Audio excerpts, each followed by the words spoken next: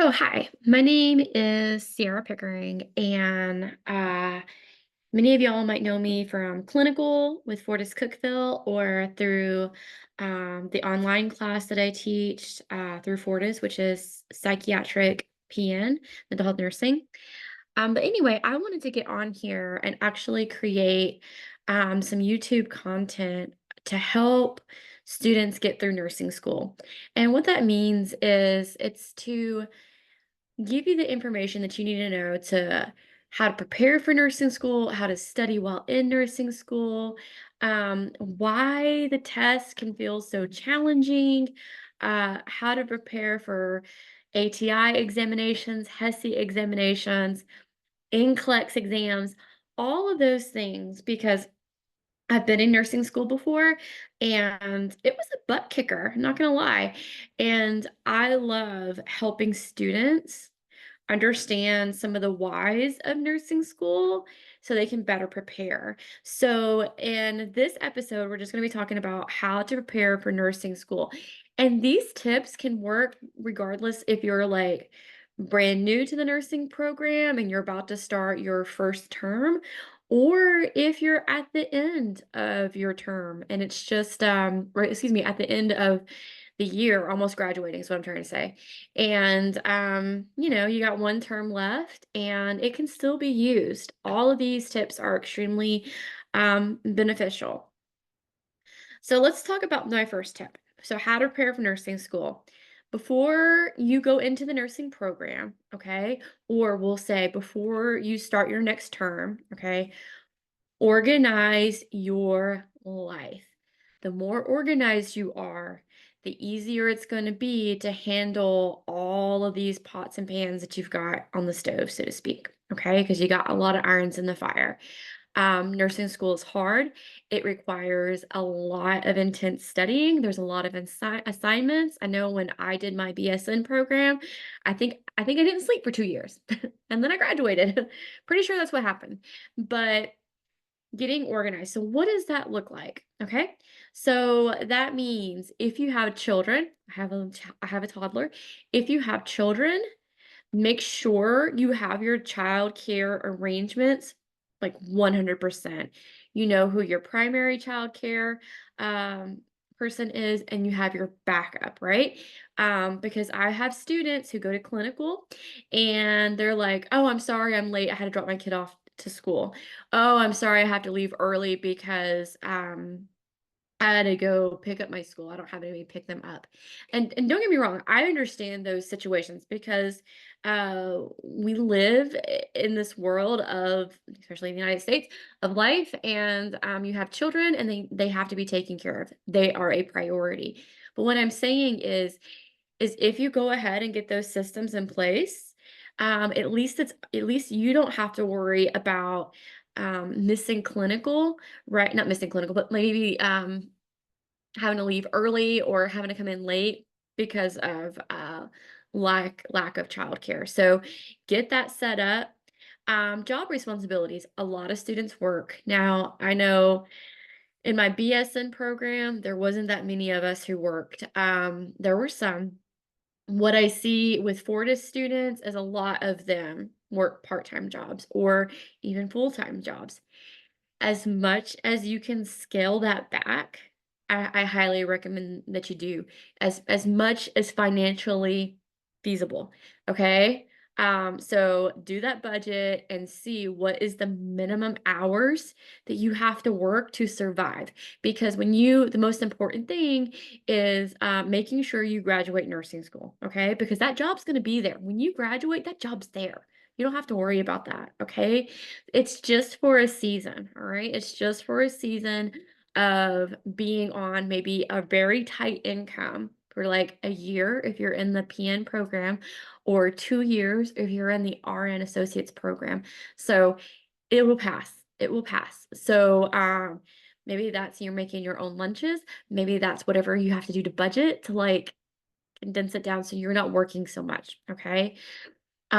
Make sure that your job is aware that you are going to nursing school and it is the priority. All right. So make sure your hours, um, allow you the time that you need to prepare for clinical, to study, because I've had students have to drop out of courses because they were trying to work full time and they had a child and they were going to nursing school full time and it was just too much. They couldn't do it. And right now, this season is just getting through. Okay. The other stuff, the jobs, that'll be there. Okay. So don't worry about that. Organize how you plan on studying, okay? And when I say that, what does that look like? So, what you can expect in nursing school is for every credit hour you can expect an additional credit hour or additional hour of studying, okay? So, let's say you have a course that's 3 credits or 4 credits, okay? You can expect for that 4 credit class that during the week you will need to study and prepare for 4 hours. Now, that's going to include prep time for clinical, studying for quizzes, reading. All of those things are incorporated in those 4 hours. So, if you think about it and say you're taking 3 or 4 classes, right? We'll just say 4 classes, and we'll just say that they're all 3 credits, right? That's 12 hours of studying in the week. And plus being in class, plus going to do your clinical prep work, plus, driving back and forth. It's a lot. It's a lot. Plus being at clinicals all day, it's a lot. So it doesn't sound too bad. We're like, oh, it's just 12 hours. But when you add in, you've got a full class clinical schedule in there, 12 hours is hard to find sometimes. So just be prepared that that's what you need to the minimum that you need to know that you're going to have to prepare for during the week. So where are you going to fit those 12 hours into your week? How does that work out? So get organized with that. Get anything off of your plate that you can. Now, I also know I said about job responsibilities. I know what I said about childcare, but this can mean if you're married or you have a partner, maybe they run the errands and you don't do the errands. Okay. If you're the primary one who cooks dinners, because I feel like it's just like something so simple, like cooking. That's a block of time that you have to dedicate towards something, right? That you could be dedicating towards studying or doing your clinical prep work. So do stuff like grocery pickup. That's wonderful. That's a huge time saver. Or if you live in an area where they do it at the porch delivery, do that because that means, I don't know about you, but it takes me about, when I go to the grocery store, probably about 40 minutes to go in with my list, go through all the aisles, get everything I need, check out, load up the car. It's a lengthy process. So, that's 40 minutes you could have towards reviewing flashcards, right? If you did grocery pickup, okay? Um, I know this sounds crazy, get on Pinterest and look up simple 30-minute meals. If you're the one cooking and you can't delegate that task to anybody else, use that crock pot, use that Instapot, use that air fryer. Get really good at making simple, fast meals. You want to try to make sure they're nutritious, right? We don't want to be eating McDonald's and Domino's the whole time in nursing school. But go ahead and look up and save them. Like, I can do this, and it saves me time. I had to do this when I was about to have my baby. When I was in my 3rd trimester, you know what I did? I did 2 weeks of freezer meals because I knew I was gonna feel like crap on a cracker after I had my baby. And I knew that my husband had to go back to work, and I knew that we all had to eat, okay? So I did like freeze I did freezer breakfasts. I had some sandwich stuff for lunches available to me. I had dinners that were easy that either went into the oven. It was like a casserole. It'd be like a freezer casserole, or I would do a crock pot meal where I did the giant Ziploc bags and I would freeze it, and all I had to do was lay it out the night before for it to thaw, put it in the crock pot. I was done. And it made life so much easier. And I think me and my husband spent like one Sunday doing it all, and it was done. It was like a couple of hours on a Sunday, and we had it all done, and I was ready to go. And you can do stuff like that for nursing school. Like, Make it easy on yourself, okay? So that way you're still eating like good foods, right? You're not living on fast food. Um, and everybody eats, right? Okay. Um, if you have a known area of weakness, this is my next one. If you have a known area of weakness, go ahead and try to develop an action plan to address it. Okay. What does that mean? Let's say you suck at technology. Technology is not your biggest friend. Okay. Then you need to set aside time before your term starts. Maybe it's you don't know how to use Word very well, or you have trouble using PowerPoint, or you have trouble using the online platform. Take some time to figure that out, because the last thing you want to do is be already started and struggling, and it taking you twice as long to do something because you didn't understand the technology behind it, how to use it. If you know that, you know, we'll just say an area of weakness is you have difficulty sitting down for long periods to study. Well, then you're gonna make yourself a schedule of, okay, I know that's an area of weakness. Studying is hard for me because I have a hard time sitting down for that long. I'm gonna make sure that I break it up to 30 to 40-minute segments. I'm gonna write it out on a planner, right? That it's there, and then after that 40 minutes is up, I'm gonna get up, take a break, and then go back to it. But whatever that weakness is, if you have a weak area that's gonna impact how you function in nursing school, go ahead and try to figure out, okay, what can I do to make that easier on me? Okay. Next tip. How to prepare. Take ownership of your learning. I will tell you this because these were my nursing professors when I was in school. They did not give a crap about me passing or failing. And I know that sounds really mean. I care as an instructor. I sincerely care. But I feel like my instructors, they were there to weed us out. And so we had to really take ownership of our learning. That meant that they wasn't going to spoon feed it. When I was in nursing school, they didn't do exam reviews. When I was in nursing school, we didn't have a review over how to use APA format or anything like that. They gave us a book, an APA guideline book, sat it down on our desk and said, okay, you got a paper due next week. Here's your guidelines. And I just remember thinking, like, where am I? So, take ownership of your learning, meaning you're responsible for getting to getting through nursing school. You have to read the material. You have to study. You have to ask questions why. That means like if you don't understand something, ask that instructor why. Okay? That's what they're there for. It's okay to ask why. If you don't understand something, ask. Ask questions. Because when you get into that real world nursing, guess what? There's going to be a lot of stuff that you don't know, and you're going to have to ask questions. It's going to be this taking ownership of learning. It's going to continue way after you graduate, way into when you're in a hospital or nursing home or wherever you choose to work. It's going to continue there. Get really, really good at taking ownership of your learning. And that means asking questions. That means being active in class. My highest performers in my didactic class that I teach are ones who are active in class. They ask questions, they participate. And I know that sounds crazy. I'm not giving them any extra credit, but they want to learn the material and they're taking ownership and they're active in class.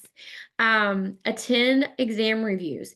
If your professor has taken time to do an exam review, attend it. And I don't mean just listen to it, because I had so many students when I do a live exam review, they don't attend my review and they just go back and listen.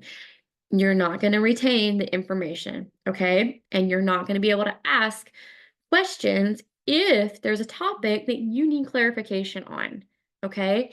So, attend the live review. I promise you, it'll be extremely beneficial. Um, my students who performed the best were the ones who actually attended the live reviews. It wasn't that my students didn't do well who listened to the recordings. I could just see a huge difference, even when they got to the HESI. I could see a huge difference. So take time to attend those reviews. Pay attention to your PowerPoint, write good notes. I'm going to talk to more about how to write good notes in future episodes.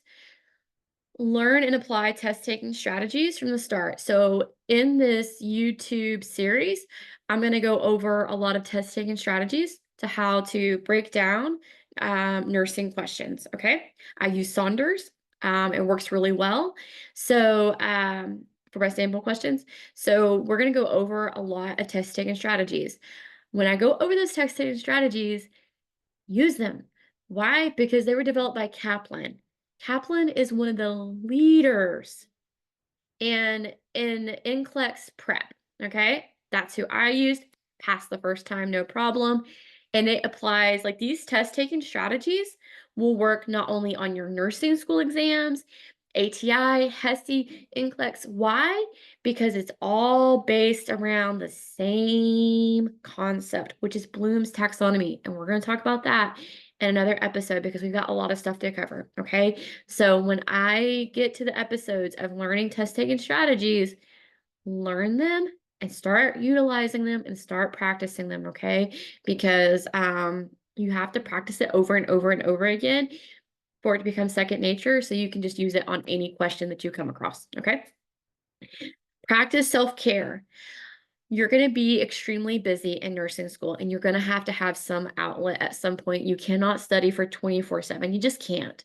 It's going to feel like you need to, but you can't. So maybe that means you study for 40 minutes and then you go on a little 10-minute walk. Okay. Maybe that means you had a long day of clinicals and instead of going home straight home to study, you decide, no, I'm going to take an hour, I'm going to get dinner with a friend, and then I'm going to go home. Okay. um Preferably a non-nursing school friend. You want to get out of that box for a little bit, but just to be a person, okay, for a little bit of time. It can mean taking a hot bath. It can mean taking one night off from studying just to let you binge watch some TV. Um, Anything like that is good self-care. It definitely prioritize eating good foods. I can't stress that enough because I know a night I was in nursing school, I did not eat well at all. And I honestly feel like it showed. Like I was just not I was fatigued. Of course I was fatigued because I wasn't sleeping, but um, I just wasn't in the best of health. And when you're not prioritizing what you eat or how you eat, it is going to affect your cognitive ability. It just will. So don't live off caffeine, okay? Take time. If it feels overwhelming, okay? If nursing school feels overwhelming, um, it's supposed to. And I hate to say it like that. It's not supposed to feel like you cannot get through it. You will get through it. But if it's overwhelming at the start or just through the whole thing, mine was too, okay? And it's a part of the journey, and it's a small part. It's a small piece of this long nursing career that you're gonna have, okay? So just remember, you're not the only one feeling overwhelmed. Thousands upon thousands of students have been in your shoes, and you're gonna get to the finish line. Whenever I used to be a really avid runner, and I used to run half marathons. And how I would train for my half marathons is I knew like my half marathon is what, 13.1 miles. So I knew I had to build up. So I was running a solid 10 miles before race day, a week before race day. And so that way I knew I was good for the 13, right? And when I was running, and say like I was like on mile 7, and I still had 3 more miles to go. And when you're at that point of like you're at mile 7 or you're actually running the race of the half marathon, and we'll say you're at mile 10, those last 3 miles are usually just surviving, okay? You're just in survival mode. You're just like, I just got to keep putting my one foot in front of the other till I get to that finish line. So whenever I was practicing or training or whatever, when I got to mile 7 and I knew I had 3 more miles left, I would just visualize myself over and over and over again crossing that race line finish all the time. That's all I thought about was crossing that finish line. And it helps. I never thought about how hard it was or this sucks or what if I hit the wall or, hitting the wall is a racing term. What if, I trip and fall, whatever. I never thought about that. Never let that cross my mind, right? All I thought about was me getting to the finish line and it works. So when you're in the thick of it, take time to think, just picture yourself. I'm gonna walk across that stage. I'm gonna walk across that stage. Some people may know this about me, and some people may not. I plan on going back for my doctorate next year, so 2025 at some point, hopefully. And I'll be honest, I don't want to do the work. I don't look forward to it. I know it's going to take at least 3 years probably for me to complete. I know that it's going to be a lot of research writing, um, a lot of reading, and that doesn't excite me. But I do know that I need it if I'm going to continue in education. I'm going to have it. And so every time I think about like, like research papers, peer review, when that starts going through my brain, because I had to do some of that in grad school. Instead, I just picture myself walking across the stage. Because that's what I want. I want the doctorate. I just know it's going to go suck fest for a couple of years. I want the doctorate. So I just picture myself going across the stage. I picture myself in my long black robe with my puffy hat. Doctorate degrees, they get to wear these cool puffy hats. That's what I call them. I picture the puffy hat.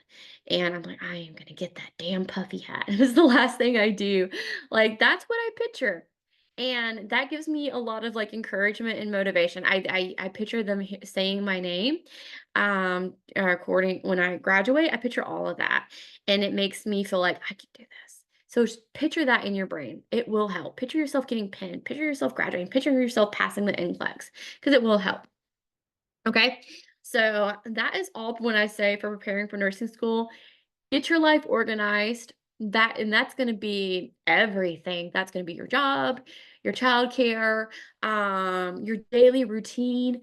Get it fine tune those things, right? Because if it's not going to be as like, oh dear God, overwhelming.